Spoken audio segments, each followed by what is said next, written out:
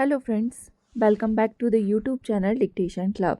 आज का डिक्टेशन आनंद मासिक पत्रिका अंक 21 से लिया गया है, जो कि 4 स्पीड 80 शब्द प्रति मिनट, 90 शब्द प्रति मिनट, 100 शब्द प्रति मिनट और 120 शब्द प्रति मिनट की गति से डाला जाएगा। इसको आप अपनी स्पीड के अनुसार चयन करके लिख सकते हैं। इसकी पीडीएफ आपको अलग से चाहिए तो नीचे डिस्क्रिप्शन बॉक्स से आप टेलीग्राम चैनल ज्वाइन कर लीजिए। वहाँ आपको इसकी लिंक पिंड मिल जाएगी। और आपको अगर डिक्टेशन पसंद आता है तो वीडियो को लाइक कर दीजिए और चैनल को सब्सक्राइब कर लीजिए। तो ज़्यादा समय ना लेते हुए डिक्टेशन स्टार्ट करते हैं 5 सेकंड के बाद।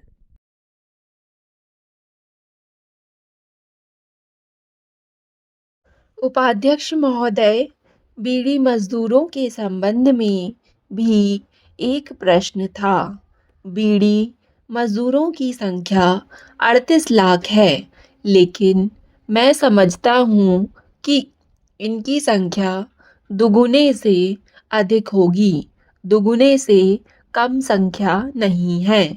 इनके संबंध में जो भी कानून बने हैं, उन कानूनों का पालन नहीं हो रहा है। उसका पालन करवाने की हम कोशिश करेंगे।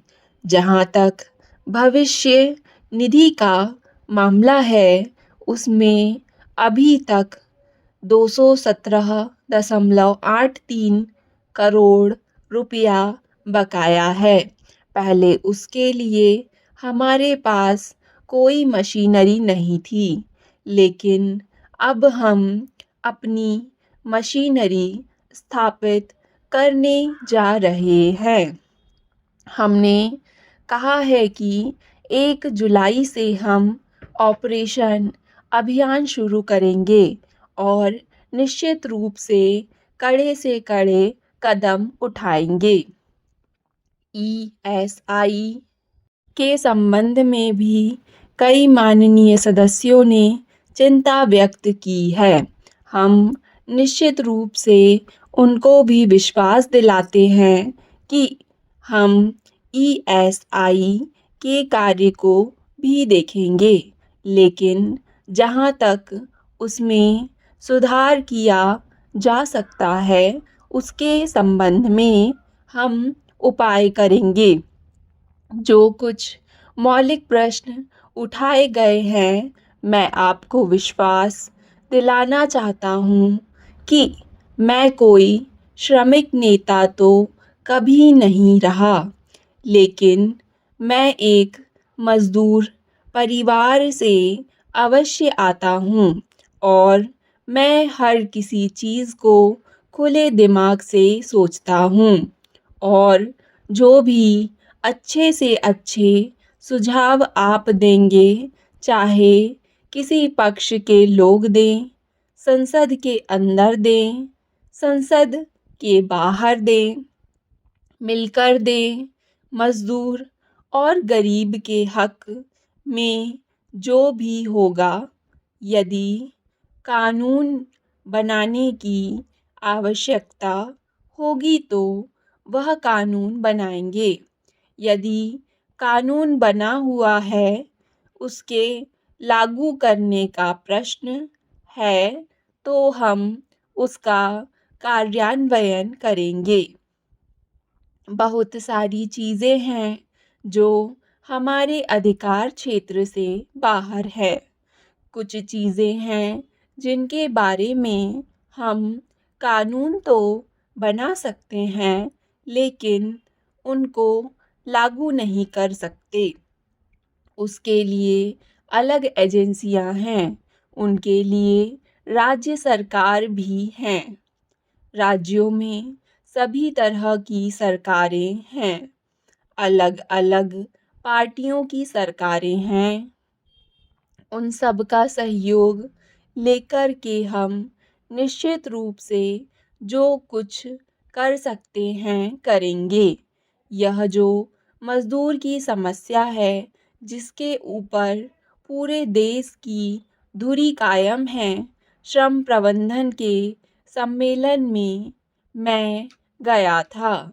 वहाँ हमने कहा था कि जब हम मजदूर की बात करते हैं तो हमारी इच्छा यह नहीं है कि हम प्रबंधन को या देश की अर्थव्यवस्था को किसी खराबी में डालना चाहते हैं, बल्कि हम इस बात को लोगों के दिमाग से हटाना चाहते हैं कि मालिक और मजदूर का संबंध गुलाम और राजा का संबंध नहीं है।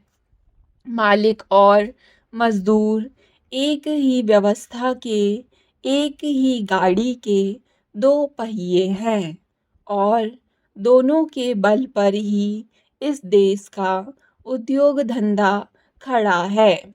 जब तक मालिक के दिमाग में यह बात रहेगी कि मजदूर मेरा नौकर है और हम इससे अधिक काम लेंगे और इसे कम से कम पैसा देंगे, तो मैं नहीं समझता कि अर्थव्यवस्था आगे बढ़ेगी।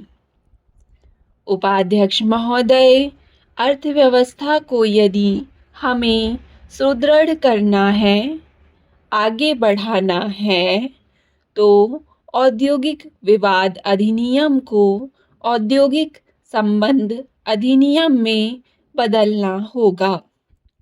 एक बात और है, हमारा जो ILC है उसमें इस बात पर आम सहमति थी और उसमें इस बात की सिफारिश की गई थी कि वह जो पुराना औद्योगिक विवाद अधिनियम है उसको तत्काल वापस लिया जाए। हम उसको वापस लेने की दिशा में कार्यवाही कर रहे हैं। हम उसको वापस लेने जा रहे हैं। नए बिल के लिए एक कमेटी बना दी गई है। यह कमेटी रामानुजम की अध्यक्षता में बनाई गई है और भी व्यापार संघों के प्रतिनिधि इसमें हैं। हमने इस कमेटी से कहा है कि 31 जुलाई तक यह अपनी रिपोर्ट दे दे। 31 जुलाई के बाद उस रिपोर्ट पर विचार करके हम एक नया विधेयक प्रस्तुत करेंगे, लेकिन जो पुराना विवादास्पद विधेयक है उसको वापस लेने का निर्णय ले लिया है। उपाध्यक्ष महोदय, यह बात हमने आपके सामने रखी थी। इसके अलावा हमारे पास जो दूसरा मंत्रालय है वह कल्याण मंत्रालय है। मेरे पास 23 मिनट का समय बचा है, उसमें अपने पूरे विचार रखूंगा।